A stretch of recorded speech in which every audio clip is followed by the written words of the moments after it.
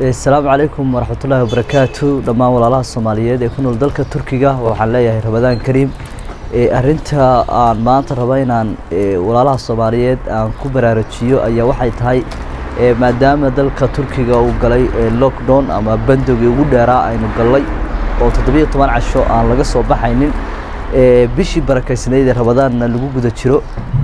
وحربا إن عن والله الصوماليات عن قعد صدا إن إسكرب صدان oo xaafad kastaaba xaafada kale ay ogaato dalkan Turkiga maalmihii ugu dambeysay ama bilihii ugu dambeysay waxa si xawli ah u soo galay arday Soomaaliyeed iyo shacab Soomaaliyeed oo aad u tiro badan taas oo la oran karo waa mid ka badan tiradii hore ee aynu hore u ogeyn ama tiradii hore ee dalkan hore ugu nooleed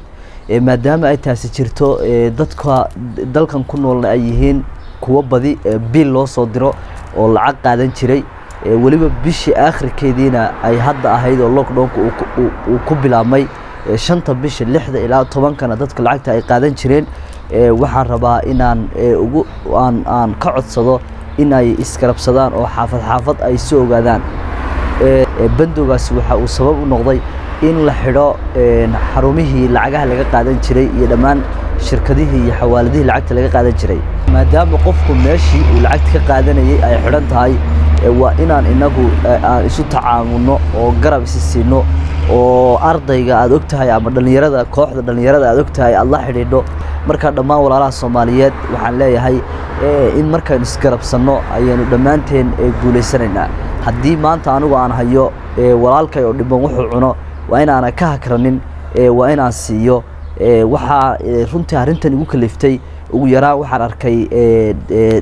ugu yaraan 5 dhalinyaro ah oo runtii sidaas ay ku dhacday oo bilkiina ka go'ay meel ay lacag ka qaataan jirin wixii ay dab saartaana aysan jirin marka arrintaasi waa arrin aad murugo u leh waa arrin aad u mudan in looga tiirayo haddaad adigu qoys tahay haddaad adigu lacag haysato haddaad adigu ladan tahay haddaad adigu awoodayso inaad lockdownkaas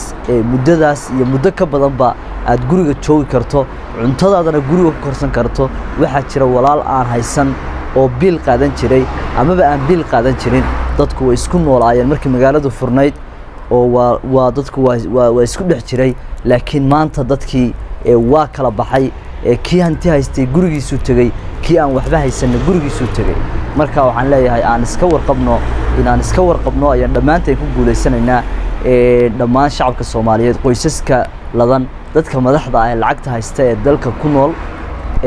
dadka qurbaha ka yimi ee lacagta haysta ee dalkan ku nool waxaan leeyahay dadka dhalinyarta ah ee ardayda ah ee gobolada kala duwan iyo dhulalka kala duwan